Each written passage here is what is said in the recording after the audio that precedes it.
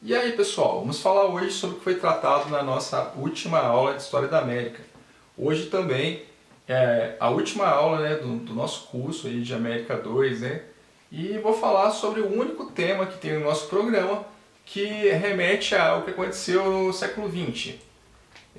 Esse tema é a Revolução Mexicana e eu escolhi porque é um evento que tem lá sua importância na história do mundo, né?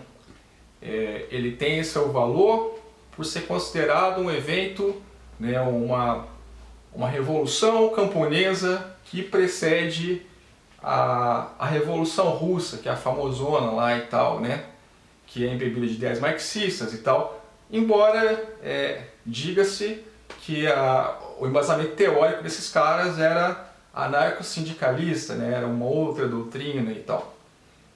Para compreender melhor esse evento, eu passei, primeiramente, né, uma indicação de um filme, que é um clássico dos anos 50, chamado Viva Zapata. Esse filme com um ator muito famoso aí, né, o Marlon Brando, ele expressa alguns pontos que são essenciais para a gente compreender a Revolução Mexicana e também nos permite familiarizar-se com os personagens que são mais importantes nessa história, que é uma história complexa, né? Uma trama que envolve uma série de personagens e quase todos eles ali estão presentes ali no enredo da história. É óbvio que é uma coisa romantizada, né? O Marlon Brando incorpora aquele galã clássico, né? Que é o cara que pega todo mundo, é o cara que é bom de briga, não sei o que. Mas deixa bem claro, né, essa participação popular nos eventos do que a gente chama de Revolução Mexicana, né?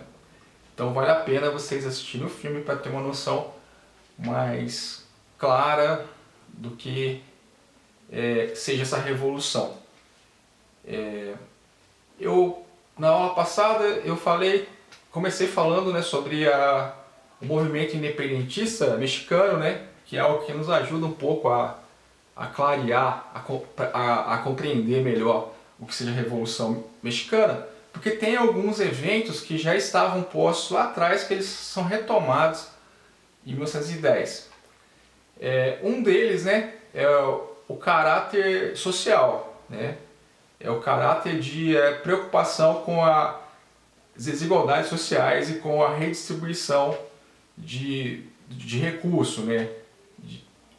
Você vai ver, né, em 1810, quando se inicia ali a independência do México, o movimento de independência, Hidalgo, né, o padre Hidalgo, ele, que é o líder, né, o religioso, ele tem essa preocupação social de redistribuição de terra, ele quer dividir uma parte do dinheiro dos latifundiários entre os pobres, né? Tem essa preocupação social muito forte, portanto, isso 100 anos antes da Revolução Mexicana.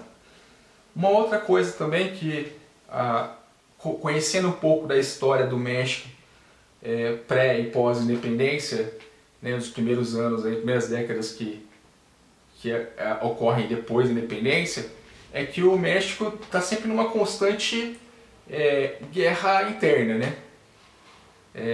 Pouco tempo assim, o México conseguiu momentos assim significativos de paz. Estava sempre tendo golpe de Estado, um grupo político entrava no lugar do outro lá.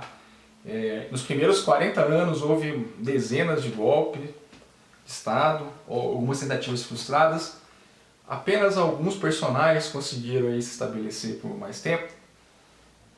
E beleza, e aí depois eu passei para vocês aí dois textos, né? Que é o Zapata, a Revolução, do John Womack, que é um professor lá da Universidade de Harvard, que tem um grande estudo, né, sobre o assunto. E aí eu passei também esse livrinho aqui que eu comprei para a aula, né? Que é a Sombra da Revolução, do Hector Aguilar e do Lourenço Mayer. E cada um, né, ele expressa assim, um ponto específico da questão, né? O texto do Womack eu passei para vocês terem uma noção geral da importância desse evento, né?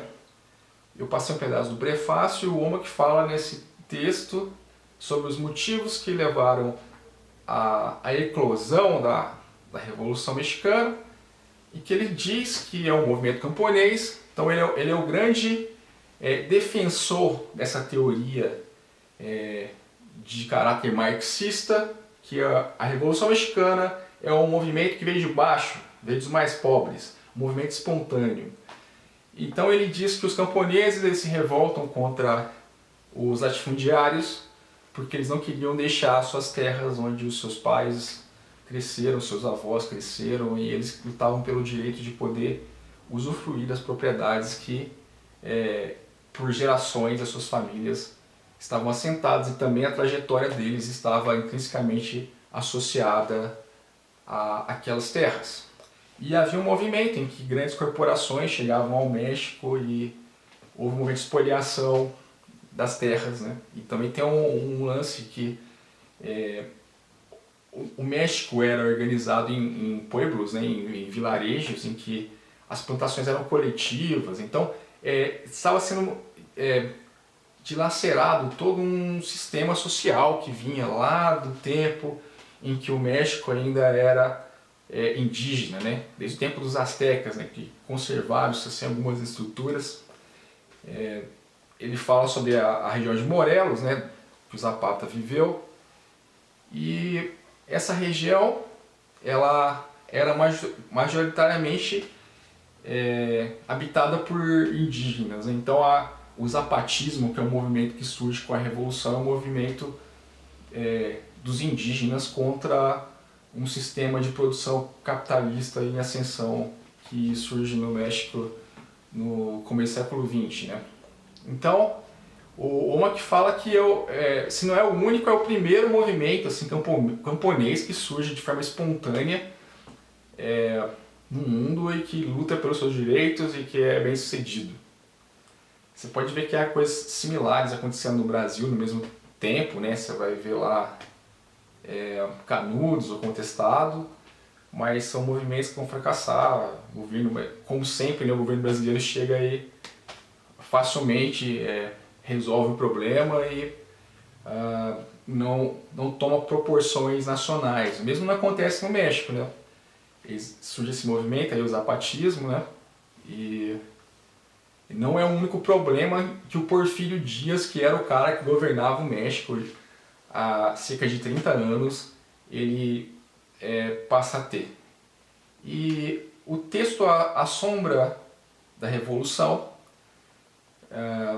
do Hector, ele vai explorar mais detalhadamente os porquês desse movimento e as principais fases, né? Que é um movimento que dura bastante tempo.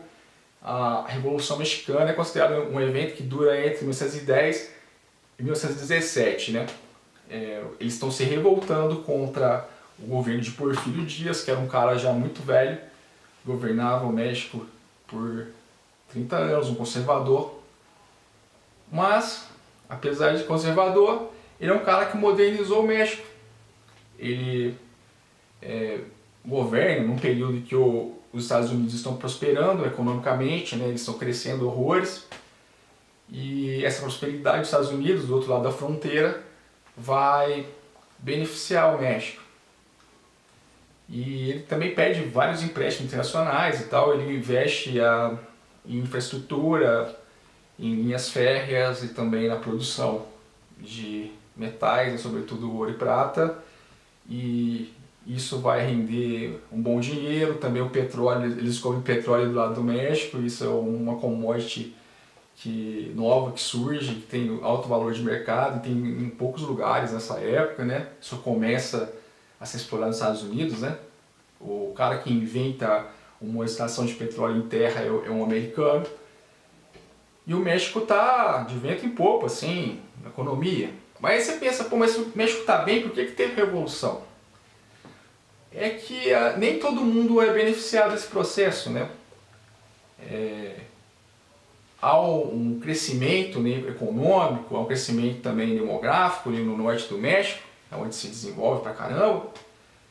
Chega um monte de corporação de fora para explorar o México. Só que essas cidades que crescem geram inflação, Também surge especulação imobiliária, fica muito caro para você ter uma terra. Há também um movimento de expropriação de terra, né, dos agricultores, como é mostrado no filme, né, no começo do filme Vila Zapata. Então, cada vez mais as pessoas mais pobres são jogadas, né, para longe de onde eram as suas terras originalmente, né? Eles são jogados para escanteio, assim. E tem um outro problema também, os mestiços, né, sobretudo, e também pessoas que moram no México, sofrem um preconceito, essa mais dificuldade de ganhar emprego do que trabalhadores que vinham do outro lado da fronteira, dos Estados Unidos, inclusive. Então, a situação financeira dos mais pobres era ruim. Eles também tiveram problemas com crise de plantação e tal. Então, isso tudo... E também teve problemas aí, sindicais, né, na produção ali de minério lá, que até teve um evento lá que aconteceu em Rio Blanco e matou muita gente lá, trabalhador. Isso tudo levou à indignação dos camponeses. Então podemos dizer que cria-se assim uma tempestade perfeita para a eclosão dessa revolução depois de 30 anos de paz, né? O governo de Porfírio Dias é considerado, chamado de Pax Porfiriana, porque ele conseguiu botar ordem naquele caos que era o México, que vivia sempre em revolta, né? Vivia sempre em guerra civil. Então ele consegue manter a ordem por um tempo, mas os camponeses não estão contentes com a situação, está sendo ruim para eles economicamente, eles estão pior do que antes, eles estão alijados desse processo. E aí surge um outro camarada também, que é de uma elite, ele é um